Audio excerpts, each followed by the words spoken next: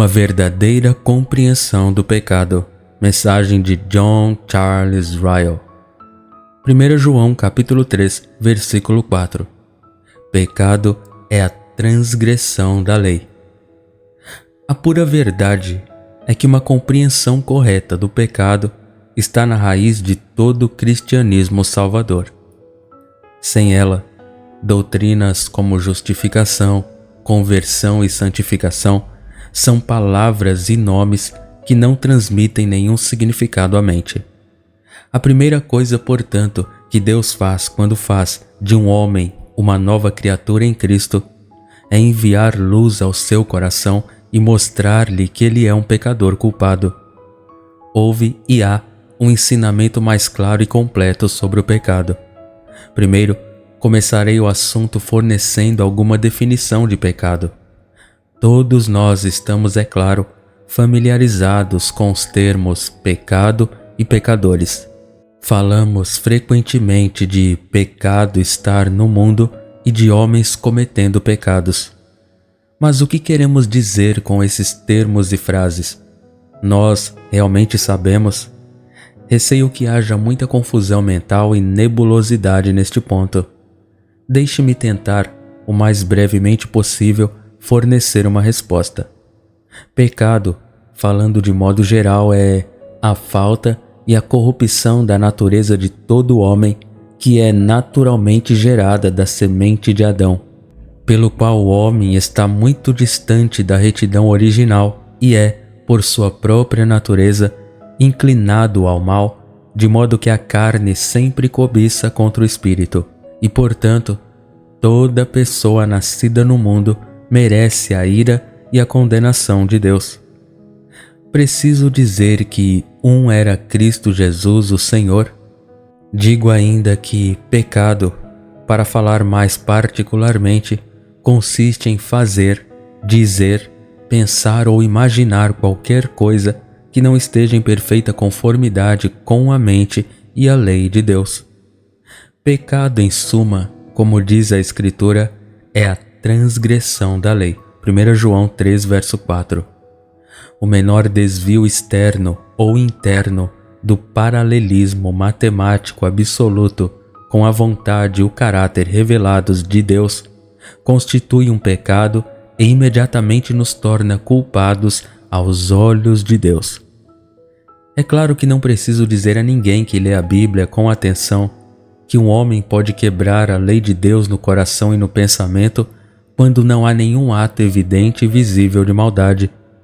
Nosso Senhor deixou esse ponto incontestável no Sermão da Montanha, Mateus 5, versos 21 a 28. Novamente, não preciso dizer a um estudante cuidadoso do Novo Testamento que há pecados de omissão e também de comissão, e que pecamos, como nosso livro de orações justamente nos lembra, por deixar de fazer as coisas que devemos fazer, bem como por fazer as coisas que não devemos fazer. Acho necessário neste momento lembrar, meus leitores, que um homem pode cometer pecado e ainda assim ignorá-lo e se imaginar inocente quando é culpado. Encontro nosso Senhor ensinando expressamente que o servo que não conheceu a vontade de seu Senhor e não a fez, não foi desculpado por causa de sua ignorância, mas foi espancado ou punido. Lucas 12, 48. Faremos bem em lembrar que, quando fazemos de nosso próprio conhecimento e consciência miseravelmente imperfeitos à medida de nossa pecaminosidade, estamos em um terreno muito perigoso. Segundo, no que diz respeito à origem desta vasta doença moral chamada pecado, temo que as opiniões de muitos cristãos professos sobre este ponto sejam lamentavelmente defeituosas e infundadas. Eu não ouso passar por isso. Vamos então fixar em nossas mentes que a pecaminosidade do homem não começa de fora, mas de dentro. Não é o resultado de um treinamento ruim nos primeiros anos. Não é adquirido de maus companheiros e maus exemplos, como alguns cristãos fracos gostam de dizer. Não, é uma doença familiar que todos herdamos de nossos primeiros pais, Adão e Eva, e com a qual nascemos.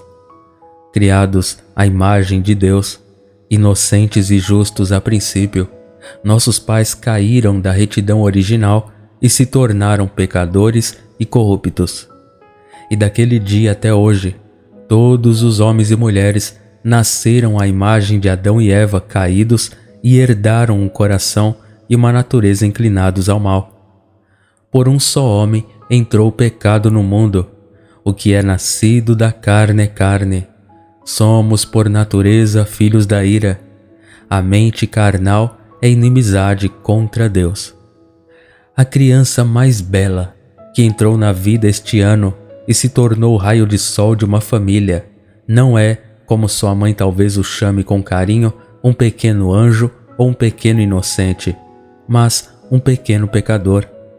Infelizmente, enquanto aquele menino ou menina está sorrindo e cantando em seu berço, aquela criaturinha carrega em seu coração as sementes de todo tipo de maldade.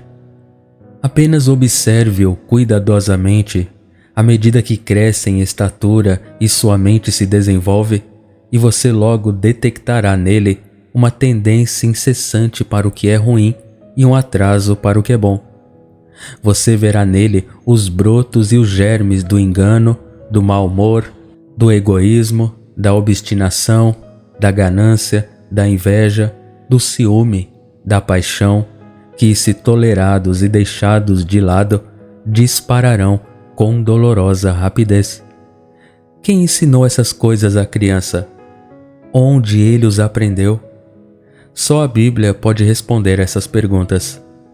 Terceiro, no que diz respeito à extensão desta vasta doença moral chamada pecado, tenhamos cuidado para não cometermos nenhum erro.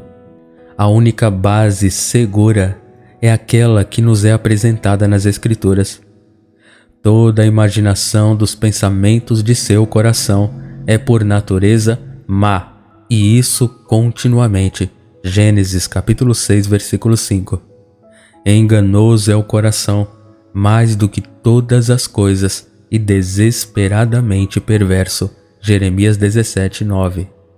O pecado é uma doença que permeia e percorre todas as partes de nossa constituição moral e todas as faculdades de nossa mente. O entendimento, os afetos, os poderes de raciocínio, a vontade, estão todos mais ou menos infectados. Até mesmo a consciência está tão cega que não se pode confiar nela como um guia seguro, e é tão provável que leve os homens errados quanto certos, a menos que seja iluminada pelo Espírito Santo. Em resumo, desde a planta do pé até a cabeça, não há coisa sã sobre nós. Isaías 1, verso 6.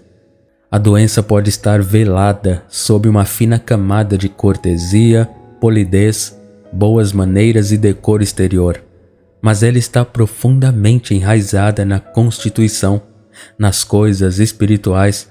Ele está completamente morto e não tem conhecimento natural, nem amor, nem temor a Deus. Suas melhores coisas estão entrelaçadas e misturadas com a corrupção que o contraste apenas traz um relevo mais nítido à verdade e extensão da queda. Que uma e a mesma criatura deve estar em algumas coisas tão elevadas e em outras tão baixas, tão grande e tão pouco, tão nobre e tão mesquinho, tão grandioso em sua concepção e execução de coisas materiais e ainda assim tão rastejante e degradado em suas afeições. Tudo isso é um quebra-cabeça doloroso para aqueles que zombam da palavra de Deus escrita e zombam de nós como bibliólatras. Mas é um nó que podemos desatar com a Bíblia nas mãos. Lembremos, além disso, que todas as partes do mundo dão testemunho do fato de que o pecado é a doença universal de toda a humanidade. Pesquise o globo de leste a oeste e de polo a polo. Procure cada nação de cada clima nos 4 cantos da terra. Examine cada nível e classe em nosso próprio país, do mais alto ao mais baixo, e sob todas as circunstâncias e condições, o relatório será sempre o mesmo. Em todos os lugares, o coração humano é, naturalmente, enganoso acima de todas as coisas e desesperadamente perverso. Jeremias 17:9. De minha parte, não conheço prova mais forte da inspiração do Gênesis e do relato mosaico da origem do homem do que o poder, a extensão e a universalidade do pecado.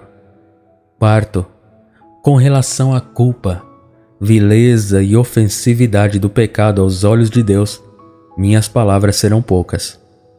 Não creio, pela natureza das coisas, que o homem mortal possa de modo algum perceber a excessiva pecaminosidade do pecado à vista daquele santo e perfeito com quem temos que lidar. Por um lado, Deus é aquele ser eterno que acusou seus anjos de loucura e em cuja visão os próprios céus não estão limpos. Ele é aquele que lê pensamentos e motivos, bem como ações, e requer verdade no íntimo.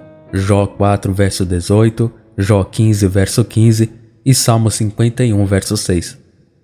Nós, por outro lado, pobres criaturas cegas, aqui hoje e amanhã ausentes, nascidos em pecado, cercados por pecadores, vivendo em uma atmosfera constante de fraqueza, enfermidade e imperfeição, não podemos formar senão as mais inadequadas concepções do hediondo do mal.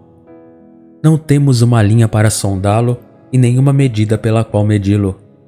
Mas vamos, no entanto, estabelecer firmemente em nossas mentes que o pecado é a coisa abominável que Deus odeia. Que Deus tem olhos mais puros do que para contemplar a iniquidade e não pode olhar para o que é mal. Que a menor transgressão da lei de Deus nos torna culpados de todos. Que a alma que pecar, essa morrerá. Que o salário do pecado é a morte. Que Deus julgará os segredos dos homens. Que existe um verme que nunca morre e um fogo que não se apaga. Que os ímpios serão lançados no inferno e irão para o castigo eterno. E que nada que contamine de maneira alguma entrará no céu. Estas são realmente palavras tremendas. Afinal, nenhuma prova da plenitude do pecado é tão avassaladora e irrespondível quanto a cruz e a paixão de nosso Senhor Jesus Cristo e toda a doutrina de sua substituição e expiação. Terrivelmente negra deve ser aquela culpa pela qual nada além do sangue do Filho de Deus poderia fazer satisfação. Pesado deve ser o peso do pecado humano que fez Jesus gemer e suar gotas de sangue em agonia no Getsêmane e chorar no Gólgota. Deus meu, por que me desamparaste? Mateus 27:46. Nada, estou convencido, nada nos surpreenderá tanto quando acordarmos no dia da ressurreição, quanto a visão que teremos do pecado e a retrospectiva que teremos de nossas próprias falhas e defeitos incontáveis. Nunca, até a hora em que Cristo vier pela segunda vez, perceberemos plenamente a malignidade do pecado. Quinto, resta apenas um ponto a ser considerado sobre o assunto do pecado, e é seu engano. É um ponto da maior importância e arrisco-me a pensar que não recebe a atenção que merece. Você pode ver esse engano na propensão maravilhosa dos homens de considerar o pecado como menos pecaminoso e perigoso do que é aos olhos de Deus e em sua prontidão para atenuá-lo, dar desculpas por ele e minimizar sua culpa. É apenas um pequenino. Deus é misericordioso. Deus não é extremo para marcar o que é feito errado. Queremos dizer, bem, não se pode ser tão particular. Onde está o poderoso dano? Só fazemos como os outros. Quem não conhece esse tipo de linguagem? Você pode vê-lo na longa lista de palavras e frases suaves que os homens inventaram para designar coisas que Deus chama de totalmente perversas e ruinosas para a alma. O que significam expressões como rápido, alegre, selvagem, instável, irrefletido, solto. Eles mostram que os homens tentam enganar a si mesmos na crença de que o pecado não é tão pecaminoso quanto Deus diz que é, e que eles não são tão maus quanto realmente são. Você pode ver isso na tendência até mesmo dos crentes de entregar seus filhos a práticas questionáveis e de cegar seus próprios olhos para o resultado inevitável do amor ao dinheiro, de adulterar a tentação e sancionar um baixo padrão de religião familiar. Temo que não percebemos suficientemente a extrema sutileza da doença de nossa alma. Estamos muito propensos a esquecer que a tentação de pecar raramente se apresentará a nós em suas verdadeiras cores, dizendo: sou seu inimigo mortal e quero arruiná-lo para sempre no inferno. Oh, não! E agora, sentemo-nos diante da figura do pecado que nos é mostrada na Bíblia e consideremos que criaturas culpadas, vis e corruptas, todos nós somos aos olhos de Deus. Que necessidade todos nós temos de toda aquela mudança de coração chamada regeneração, novo nascimento ou conversão. Peço aos meus leitores que observem quão profundamente gratos devemos ser pelo glorioso Evangelho da graça de Deus. Há um remédio revelado para a necessidade do homem, tão amplo e profundo quanto a doença do homem. Não precisamos ter medo de olhar para o pecado e estudar sua natureza, origem, poder, extensão e vileza, se apenas olharmos ao mesmo tempo para o remédio onipotente fornecido para nós na salvação que está em Cristo Jesus. Amém.